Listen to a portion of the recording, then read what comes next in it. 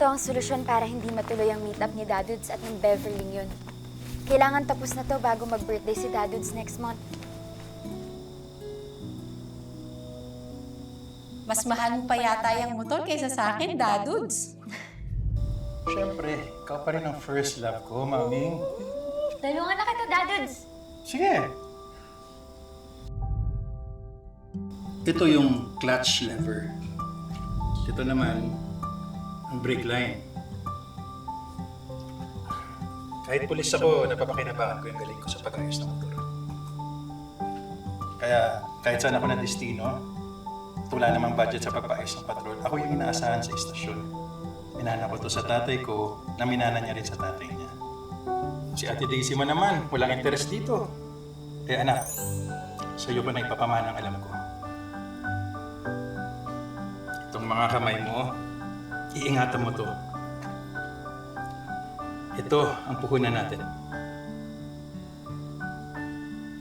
Basta ako, anak, kung ano gusto mo maging, suportado kita.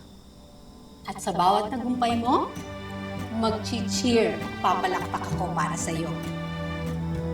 Love you, Mommy! Love you, Dadudes!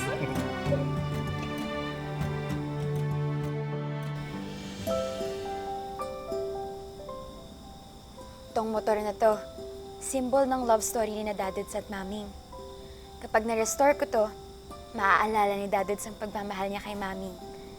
Ito ang reregalo ko sa 50th birthday ni Dadudes. Aya! May dumating na sulat para sa'yo sa shop, oh. Ontario University of Science and Technology. Ayan. Mag-follow up, may tutuloy mo ba daw mag-enroll? Suntok sa buwan kung makapasok pa ako sa online program ng university to sa Canada. Para sa automotive engineering.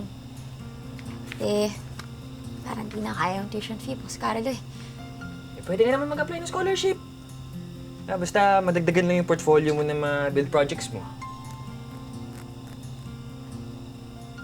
Itong motor ni Dadudes, pwede ko tong idagdag sa portfolio ko. Hopefully, makakuha ako ng scholarship.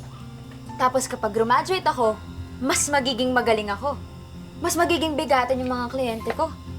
Pwede kong ikayaman to. Basta, ikaw ang pinakamagaling kong mechanic, Aya. Kaya, kahit anong plano mo sa future, susuportahan kita. Salamat, Pascalo.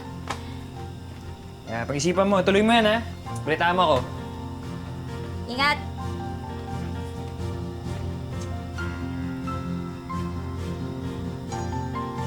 I think